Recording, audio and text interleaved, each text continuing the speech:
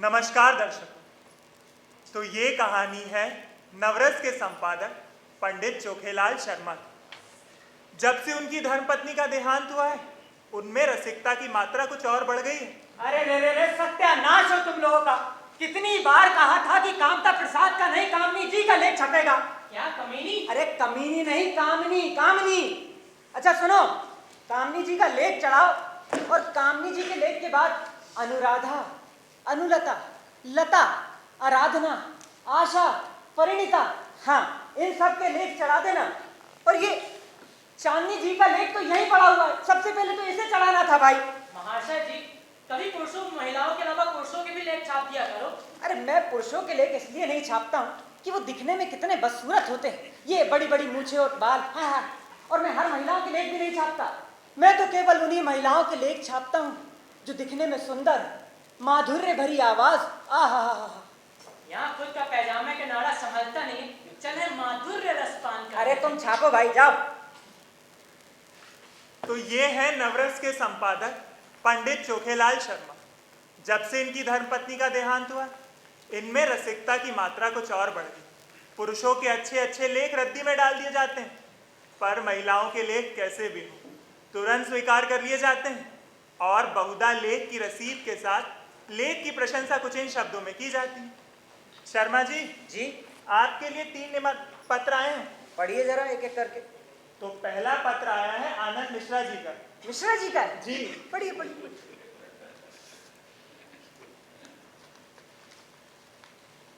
तो कविता का शीर्षक है हाय रे परीक्षा। आहा। जिस नाम को सुनने से कांपता है हर बच्चा, वो है परीक्षा। परीक्षा का पेपर हाथ में आते ही इतना डर लगता है कि अच्छा नहीं किया तो घर पर पिटना पक्का। मिश्रा जी से कितनी बार कहा है कि नाटक लिखो और नाटक करो, कविता ना करो, पर सुनते ही नहीं है। अच्छा अगली पढ़ी, किसकी? अगली है मानव भरद्वाज। अपने वाले मानव भरद्वाज? जी अपने वाले। अच्छा पढ़ी, इनकी पढ़ी। मैं कुएं में गिर जाता तो तुमको पता भी नहीं लगता कि मैं मर गया। तुम फोन लगाती तो मैं फोन नहीं उठाता, तो तुमको पता भी नहीं लगता कि मैं मर गया। तुम सोचती कि फोन क्यों नहीं उठा रहा, अच्छा तुमको पता भी नहीं लगता कि मरा हुआ आदमी फोन नहीं उठाता। मानव भाई ने लिखी है? जी मानव जी ने लिखी। ऐसा नहीं लगता किसी चौथी क्लास के बच्चे ने लिख दी हो। अच्छा ये बताइए, किसी महिला की चिट्ठी नहीं आई है? जी अभी तक तो नहीं आई है। लीजिए शर्मा जी, है? ये महिला की है। लाइए लाइए, रख दीजिए, मैं पढ़ अरे मैं पढ़ लूंगा। नहीं मैं पढ़ लूंगा, मैं पढ़ लूंगा। जोया 102A3 मधुबान मानसरोवर हॉस्पिटल के पास, भोपाल। क्या है? मोहब्बत का अखबार आया है, सुबह सवेरे आंखों की दहलीज पर आया है। मोहब्बत का अखबार आया, किसी की बेचैनियां तो किसी की शिकायतें लाया है। मोहब्बत का अखबार आया है। माफ कीजिए, सूखे कुछ गुलाब जो बंद थे किताबों में, उन कागजों की महक भी लाया है। मोहब्बत का अखबार आया। आहा, अद्भुत, क्या लेख लिखा है आपने। अरे आपका लेख पढ़कर तो अतीत जीवन आंखों के सामने मूर्तिमान है, और आपके भाव तो साहित्य सागर के उज्जवल रत्न, जिनकी चमक कभी कम ना होगी। और आपकी कविताएं तो हृदय की हिलोरें, विश्व वीणा की अमरतान और निशा का नीरव गान होती। अरे जिस लेखिका की कलम से इस कविता की सृष्टि हुई, उसके दर्शन पाकर तो मैं अपने आप को कृतार्थ करना चाहूंगा। हाँ जोया जी, ये 4 पंक्तियां लिख रहा हूं कि मैं केवल कल्पना कर सकता हूं कि ये कैसा हो जब आप मेरे बगल में बैठेंगे। मैं केवल कल्पना कर सकता हूं कि मेरी आंखें क्या देखेंगी जब आपका चेहरा मेरे सामने होगा। हाय हाय हाय। प्रेमचंद जी, जी कहानी आगे बढ़ाई, आप तो मजे लेने लग गए। लेखिकाएं अनुराग में प्रोत्साहन से भरे हुए पत्र पाकर फूली न समाती। जो लेख अभागे भिक्षुक की भांति कितने ही पत्र पत्रिकाओं के द्वार से निराश लौट आए थे, उनका यहाँ इतना स्वागत। पहली बार ही ऐसा संपादक जन्मा जो गुणों का पारखी है। और सभी संपादक तो घमंडी हैं, अपने आगे किसी को कुछ समझते ही नहीं। वो तो कहो सरकार ने कहीं सरकारी पद नहीं दिया, वरना ये तो अंधेर मचा देते। अरे और करें स्त्रियों से द्वेष, हम भी तो संपादक हैं, कोई घास थोड़ी ना छीलते हैं। और संपादक भी ऐसी वैसी पत्रिका के नहीं, नव रस सभी पत्रिकाओं का राजा। You carry on. चोखेलाल की पत्र की ग्राहक संख्या बड़े वेग से बढ़ने लगी। हर डाक से एक धन्यवादों की बाढ़ सी आ जाती और लेखिकाओं में उनकी पूजा होने लगी। ब्याह, गौना, मुंडन, छेदन, जन्म, मरण के समाचार आने लगे। शर्मा जी, जी आपके लिए 2 निमंत्रण पत्र आए हैं। लाइए, दीजिए भाई, ये भी पढ़ लेते हैं। पहला चांदनी शर्मा और दूसरा साधना चतुर्वेदी। अरे लाइए, दोनों दीजिए। कितनी बार कहा था कि चांदनी जी का लेख छाप दीजिए। आ गई चिट्ठी उनकी। क्या लिखा है इन्होंने? हाँ, सोच रही हूँ मन ही मन, क्या कर दूँ तुझ पर अर्पण। दूर जरूर जा रही हूँ, पर भूल कभी मत जाना। जीवन में बहुत सी चीजें अस्थायी होती, वह आती हैं और चली जाती। हालांकि शादी सिर्फ एक बार होती। आपको हमारी शादी में आना चाहिए और 2 प्यार करने वाले दिलों को एक होते हुए देखना चाहिए। आपको अवश्य आना है। अरे क्या खाक आना है? इतनी जल्दी क्या थी शादी की? अभी तो हम मिले भी नहीं थे। ये लीजिए प्रेमचंद जी, इनकी कहानी मत छापिएगा जी। अगला निमंत्रण है साधना चतुर्वेदी। क्या लिखा है? आप हमारे भतीजे के मुंडन संस्कार में सादर आमंत्रित हैं। इस बहाने मैं आपके दर्शन प्राप्त करूंगी। मैं आतुरता से आपकी प्रतीक्षा करूंगी। अरे प्रतीक्षा तो हम भी आपकी कर रहे हैं। अच्छा प्रेमचंद जी, जी। अगले महीने की 15 तारीख को आप चंद्रवाटिका, नाथली रोड, बेलोन, उत्तर प्रदेश, यहाँ का टिकट करवा दीजिएगा। जी। ये लीजिए। कोई लेखिका उनसे आशीर्वाद मांगती तो कोई सांत्वना के 2 शब्द सुनने की अभिलाषा करती और कोई तो उनसे घरेलू संकटों में परामर्श पूछती। महीने में 2-4 स्त्रियां आकर उन्हें दर्शन भी दे जाती। शर्मा जी उनकी आवाई का तार या पत्र पाकर स्टेशन पर जाकर उनका स्वागत करते। बड़े आग्रह से 1 दिन उन्हें ठहराते, उनकी खूब खातिर करते। सिनेमा के फ्री पास मिले ही हुए थे, खूब सिनेमा देखा। महिलाएं उनके स्वागत से मुग्ध होकर विदा होती। मशहूर तो यहाँ तक कि शर्मा जी का कई लेखिकाओं से बहुत ही घनिष्ठ संबंध हो, लेकिन इस विषय में हम निश्चयपूर्वक कुछ नहीं कह सकते।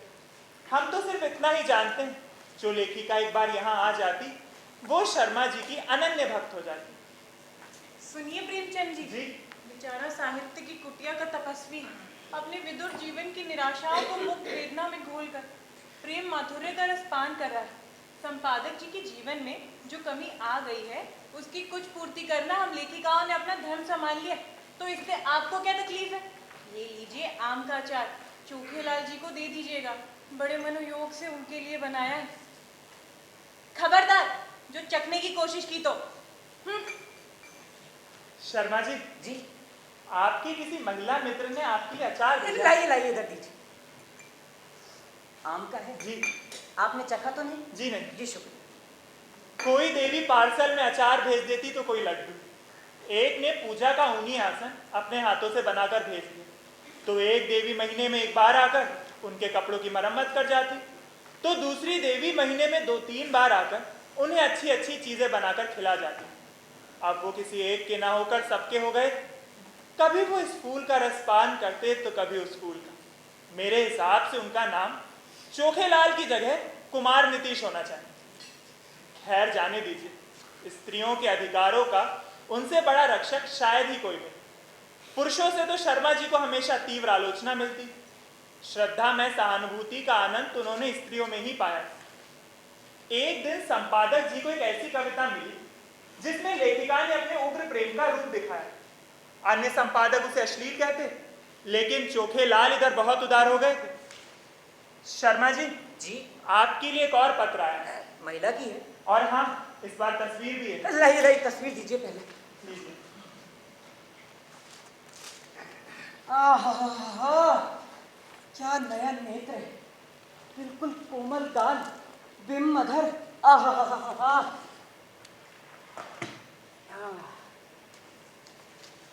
Kamakshi Devi, E/2, 3 number bus stop, Arera colony, Bhopal, Madhya Pradesh. क्या लिखा है?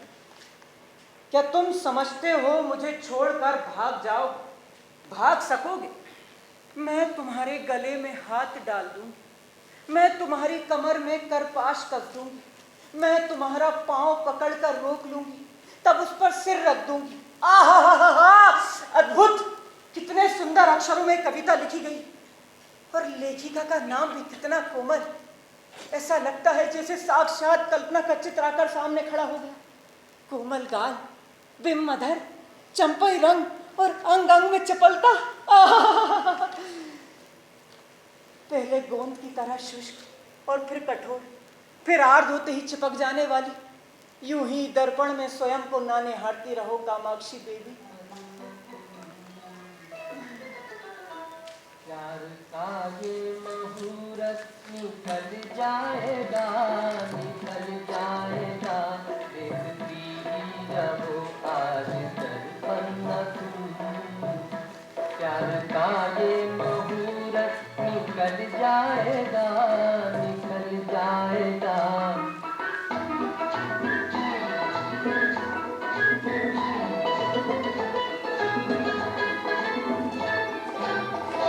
सांस की तो बहुत तेज रफ्तार है और छोटी बहुत है मिलन की घड़ी। उठते उठते शर्मा जी, शर्मा जी, किधर खो गया? जिंदा हूं बस।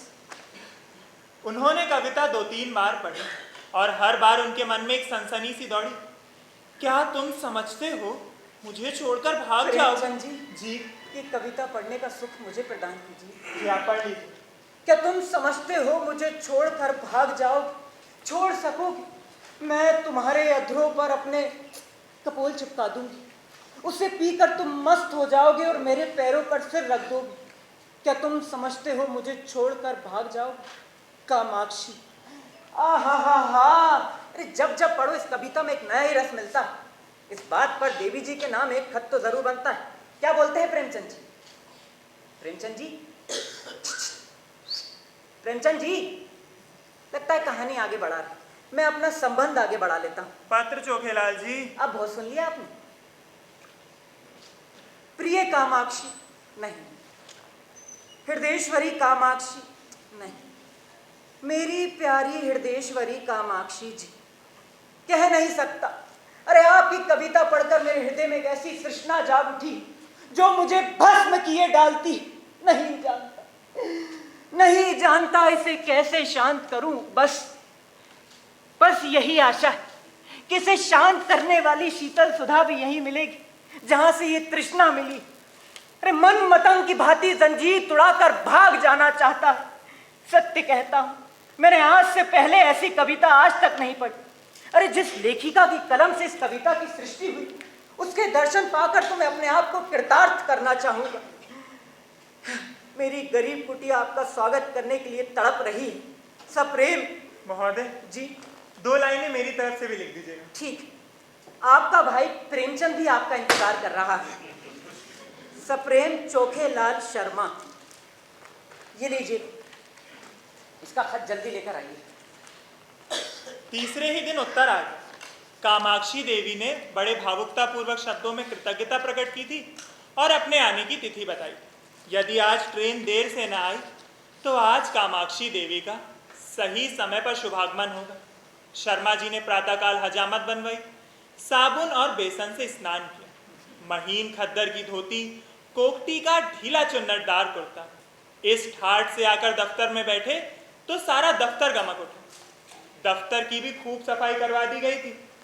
बरामदे में गमले रखवा दिए गए थे, मेज पर गुलदस्ते सजा दिए गए थे। प्रेमचंद जी, जी ट्रेन के आने का समय तो करीबन 9 बजे का है जी, और अभी 8:30 बज रहा है। यानी देवी जी 9:30 बजे तक तो आ ही जाएंगी। बिल्कुल महाशय जी। ये भारतीय रेल है। हाँ। यदि ये समय पर आ गई तो ठीक 9:30 बजे आपकी कल्पना साकार हो जाएगी। बस यही सोच सोच के तो काम में मन नहीं लग रहा है। कभी यहाँ भटकता हूँ तो कभी वहाँ, कभी घड़ी में देख के अपना टाइम पास करता हूँ, कभी आईने में देख के अपने बाल संवारता हूँ। आईने में देखते देखते मुझे दिखा कि मेरे मूंछों के 2-4 बाल पक गए। मैंने सोचा उन्हें काट दूं, पर नहीं पूछो क्यों। क्योंकि यही तो मेरी पर्सनालिटी को शोभा दे रहे थे।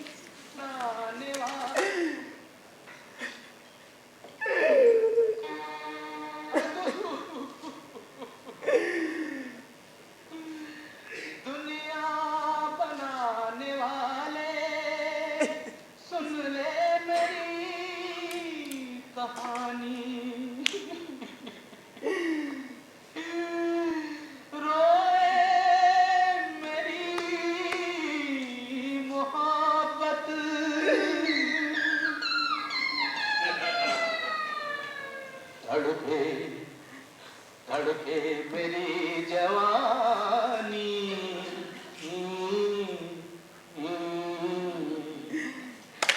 प्यार की आग में तन बदन जल गया, प्यार की आग में तन बदन जल गया, जाने फिर क्यों जलाती है दुनिया मुझे, जाने फिर क्यों जलाती है दुनिया मुझे, प्यार की आग में तन बदन जल गया।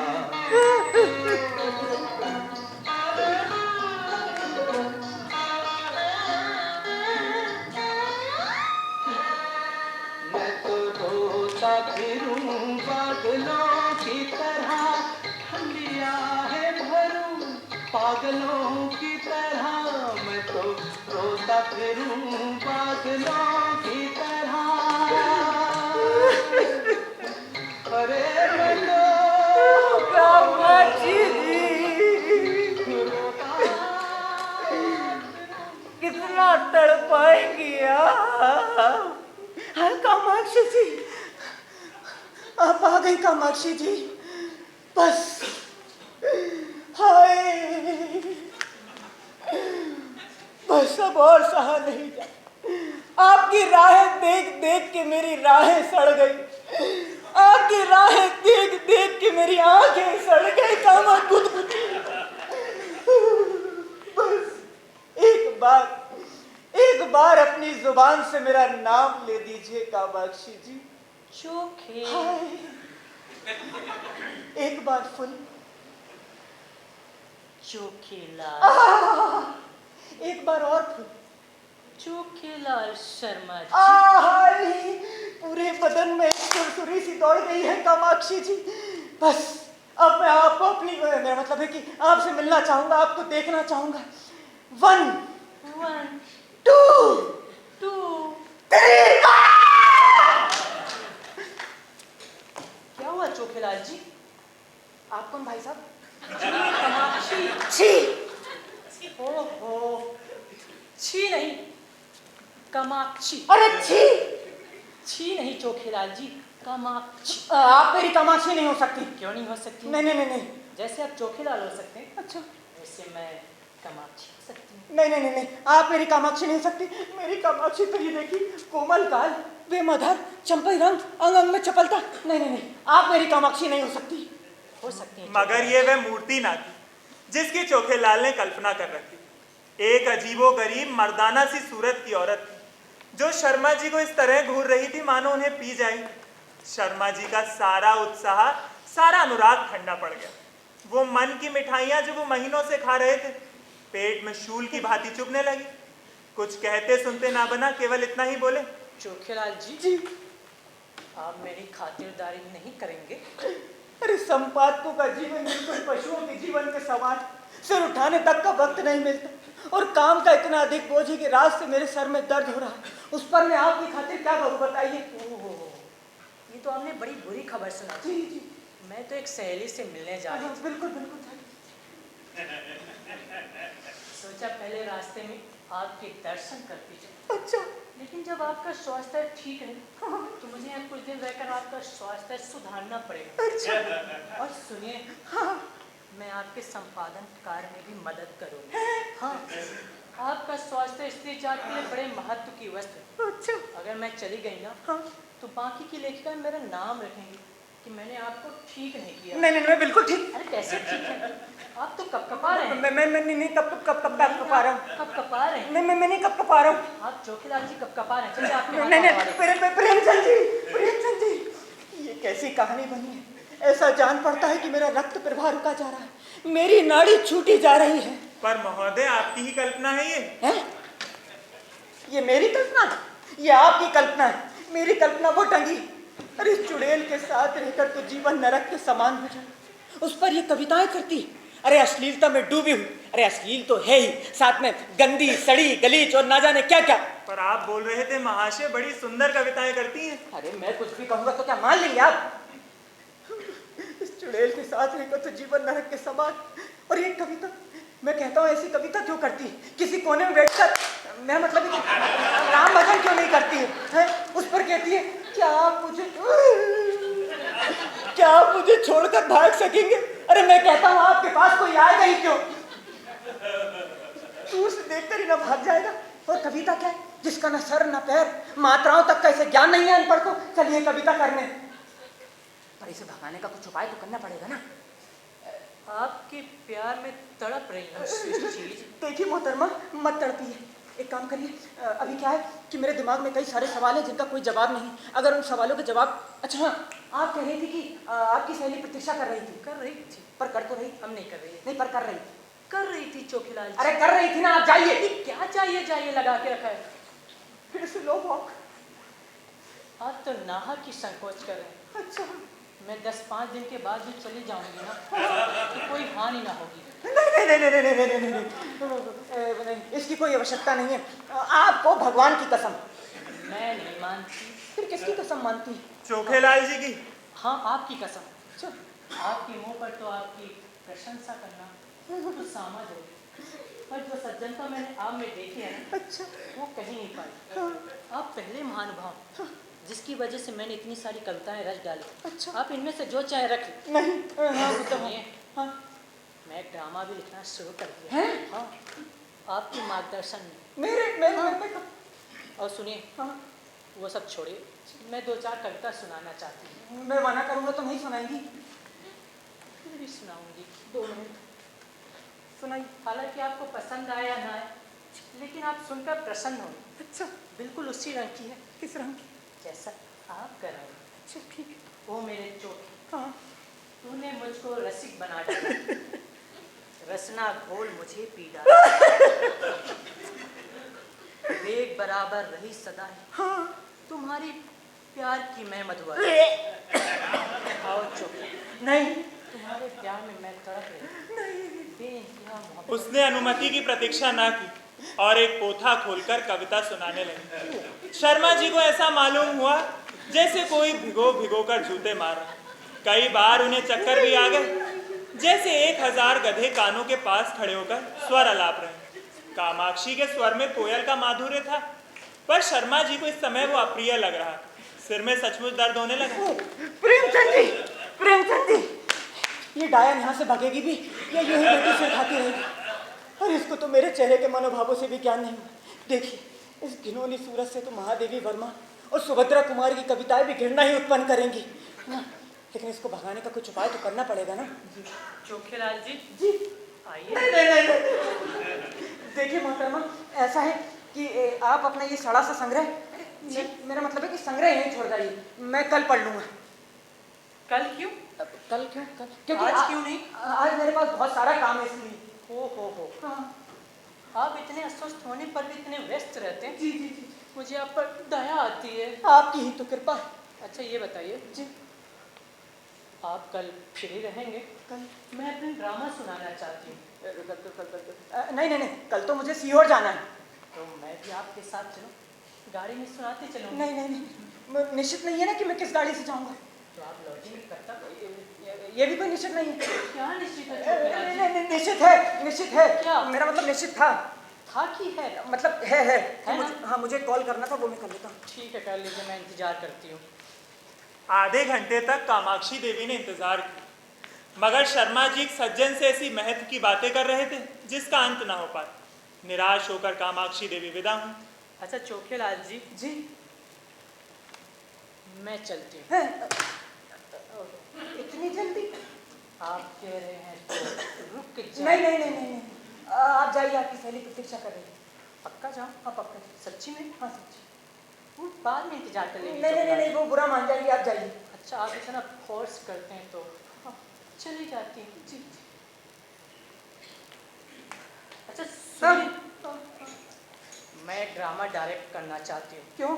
भोपाल में डायरेक्टर मर गए हैं क्या? क्या ना, आजकल डायरेक्टर अच्छे नाटक डायरेक्ट नहीं करते हैं, तो मैं सोच रही मैं डायरेक्ट करूँ। आप उसमें करेंगे ना? कौन सा नाटक है? थोड़ा पास आइए। आशिक दरोगा। अच्छा, हाँ। हीरोइन कौन है? नहीं, मैं सोच के बताऊंगा। ठीक है, आप सोचिए, मैं तब तक इंतजार कर लेती हूँ। नहीं, मैं करूंगा। जाइए। पक्का? हाँ पक्का पक्का। सच्ची में? सच्ची। ठीक है, बाय। आपको दे रही थी।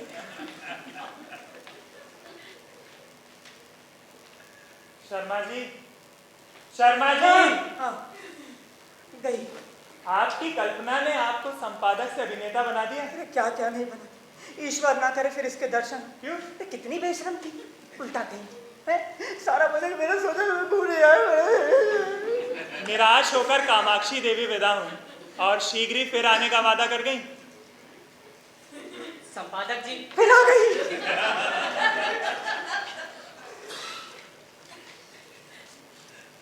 हैं? मैं कामता प्रसाद। अच्छा। ये छोटा सा ढोंग रचा था आपको सबक सिखाने के लिए। हाँ। अब तो आप पुरुषों के लिए एक छापेंगे ना? छापनी पड़ेगी। छापना पड़ेगा। हाँ। मैं चलता हूँ। चाय कॉफी कुछ? आइए न्यू मार्केट में पीते हैं। आराम से। सही।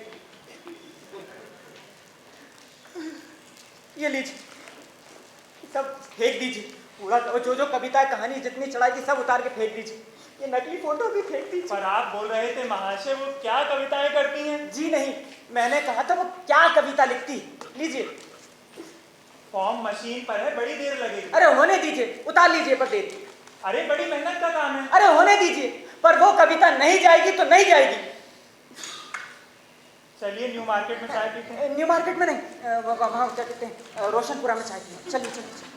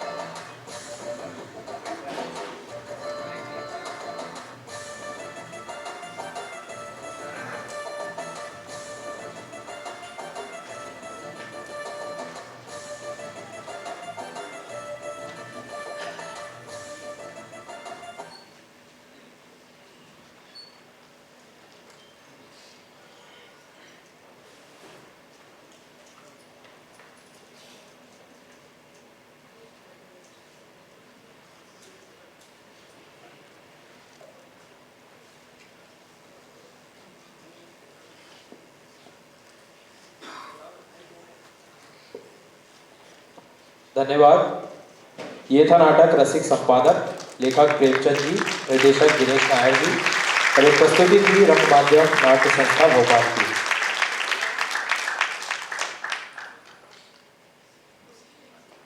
सभी कलाकार मंच पर आ जाएं।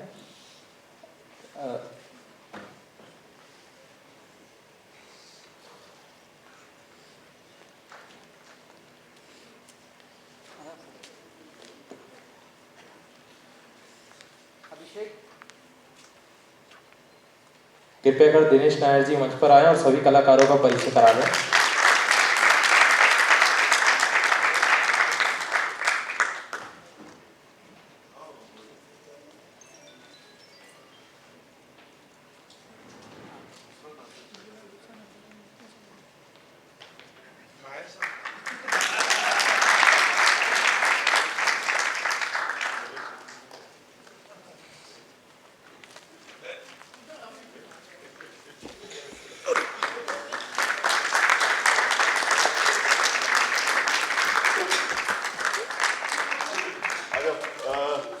लाइट पर थे अंबुज ठाकुर,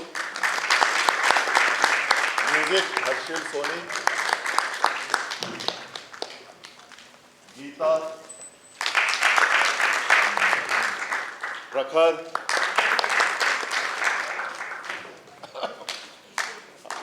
अभिषेक ठाकुर,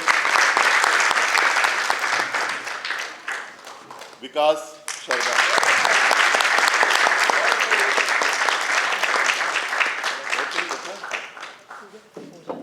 पूजा बैक स्टेज पर थे हम लोग। Okay, thank you very much.